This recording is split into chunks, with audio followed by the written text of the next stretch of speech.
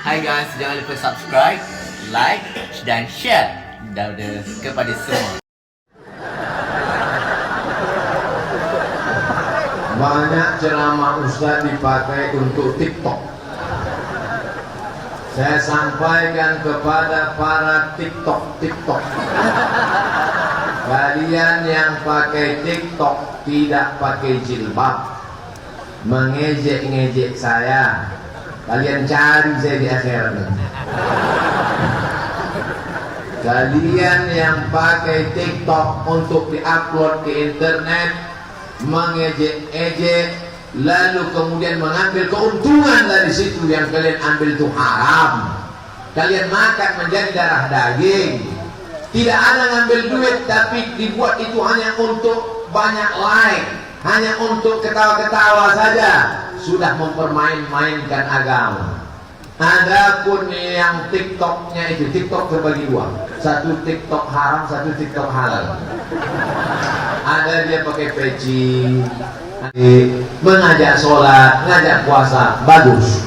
Tapi ada anak gadis tidak pakai jilbab, pakaiannya tidak sopan, tapi menggunakan isi ceramah hanya untuk la'ibau wa huzwa, mengejek dan mempermainkan. Maka ingatlah, kalian akan tua, kalian akan sakit, kalian akan mati, kalian akan diminta tanggung jawab di hadapan Allah Subhanahu wa ta'ala. Allahumma ballaghtu, ya Allah sudah kusampaikan. Allahumma fashhad, saksikanlah ya Allah. Like and share.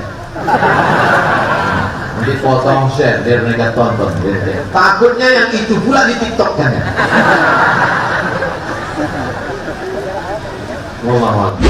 Pertanyaan terakhir Ustaz. Ya. Bagaimana caranya zakat profesi? Saya nggak paham Ustaz. Selama ini saya dengar saja Ustaz. Zakat profesi ini mesti ditulis. Saya tulis di sini, nanti ambil foto share. Baru wajib zakat kalau punya duit 85 gram emas. 85 gram emas kali 500.000 sama dengan 42.500.000. Dah, 85 gram kali 500.000, 42.500.000 setahun. Jadi kalau Bapak Ibu mau ngitung gaji, bagi 12. 42.500.000 bagi 12 sama dengan 3.600.000. Siapa yang berpenghasilan, saya tak sebut gaji, karena ada orang yang gajinya 2 juta tapi penghasilannya 20 juta. Karena banyak entah uang apa namanya, uang tunjang, uang sifat, uang sundul, uang tanduk. Kumpulkan semua komplit itu. Kalau dia 1 bulan di atas 3.600.000 kena 4 juta Pak Ustaz, 2,5%. Berapa zakatnya? 2,5%. Jadi berapa tuh Pak Ustaz? 1.025.000, 4 juta 100.000, 5 juta 125.000, 10 juta 250.000. Saya Pak Ustaz gaji saya 100 juta, 2,5 juta. Gaji saya 1 bulan 1 miliar Pak Ustaz, 25 juta. Jadi keluarkanlah. Bagusnya saya keluarkan sebulan sekali atau setahun sekali Pak Ustaz. Bagus setiap bulan. Makanya zakat potong atas. Di kabupaten kota di Indonesia, bupati tanda tangan zakat potong atas. Karena kalau nanti tunggu setahun payah. Berapa gajimu? Berapa pendapatanmu? 4 juta. Aku 100.000. Kalau sudah 1.200.000, setannya banyak. Oleh sebab itu maka ini panduannya. Ini angka-angkanya saya tinggalkan. 45 gram kali 500.000, 42.500.000 bagi 12. Patokannya harga emas. Jangan lupa 85 gram. 85. Harga emas boleh berubah. Keluar 2,5%. Wallahu a'lam bishawab. Ustaz, bagaimana hukum seorang suami yang ingin menikah lagi tapi tak mendapat restu dari istrinya? Yang dosa istri yang tidak berizin atau suami yang ingin memadu? Bisa? Nabi Muhammad Sallallahu Alaihi Wasallam menikah dengan Khadijah umurnya 25 tahun. Setelah Khadijah meninggal ketika akan hijrah, barulah dia menikah. Selama dengan Khadijah 25 tahun Nabi monogami, istri satu. 25 tahun istrinya satu.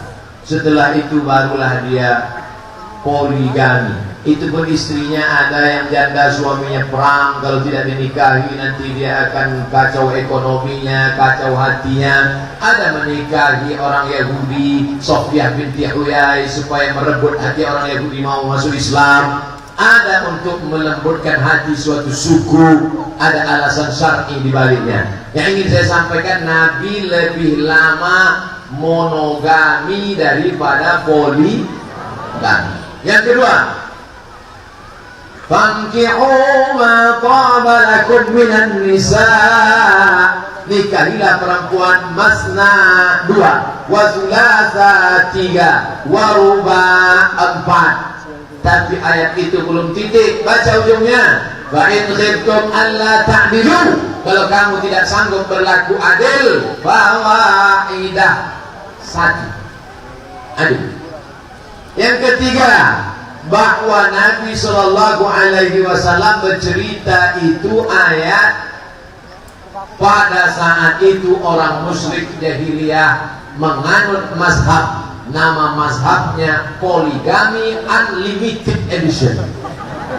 Istrinya tanpa batas, ada yang 40, ada yang 15, ada yang 10. Maka turun ayat itu, fankihu ma taba lakum minan nisa'i masna wa thulatha wa ruba. Maka yang 10 menceraikan 6, yang dipegang 4. Ayat itu nyuruh nambah atau membatasi? Membatasi. Pahami dengan baik.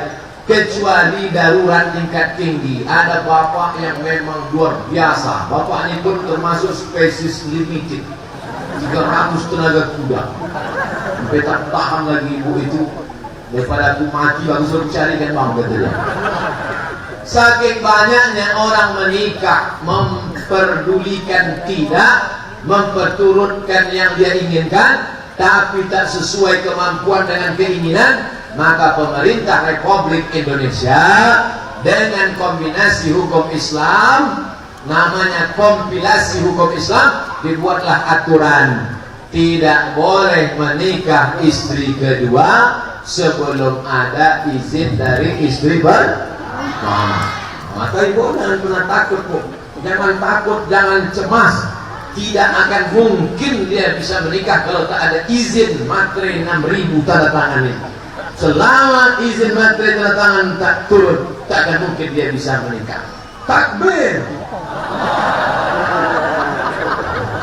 Makanya ibu sebelum tidur malam, kalau nampak di dekat-dekat tempat tidur itu ada kertas, materai, nah waspada.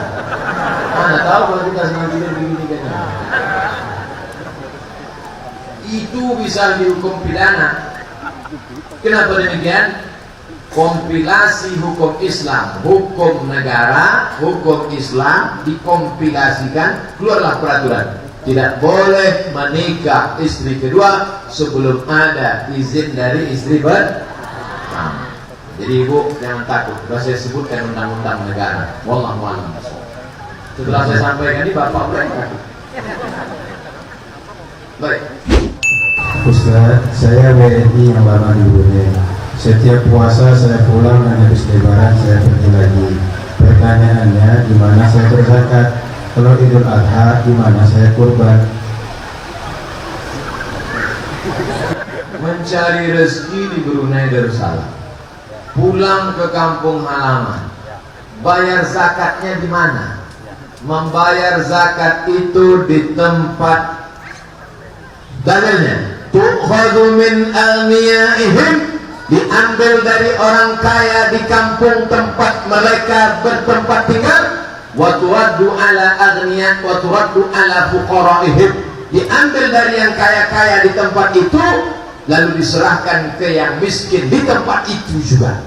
Tapi di tempat kami kerja nggak ada orang miskin lagi Pak Ustaz, maka boleh zakat itu dialihkan tidak sampai lebih dari jarak qasar sholat. Qasar sholat itu 89 km. Kenapa zakat orang dari Kuwait bisa ke Indonesia? Kenapa zakat orang dari Qatar kemarin dibangunkan? Kenapa zakat dari orang jauh bisa ke tempat lain? Karena tempat-tempat ini sudah dianggap mampu.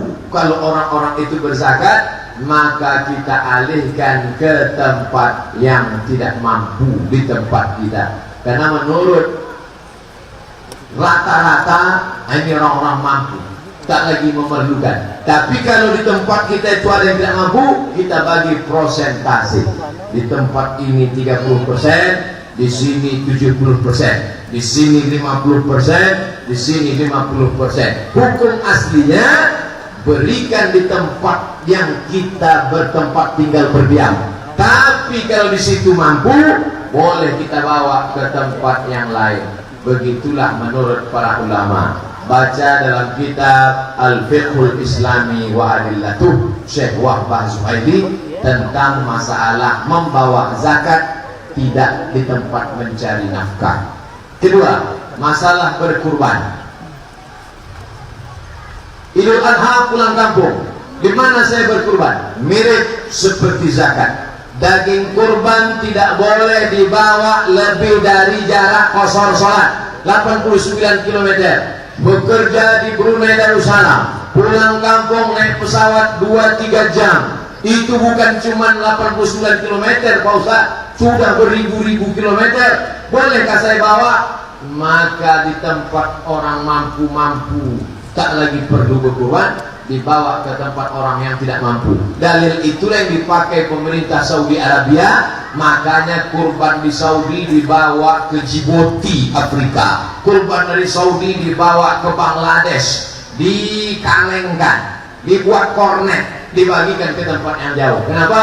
Karena sebagian tempat ini menurut prediksi, karena adanya orang kaya sudah terpenuhi untuk memperoleh hewan kurban dan zakat. Wallahu a'lam bishawab.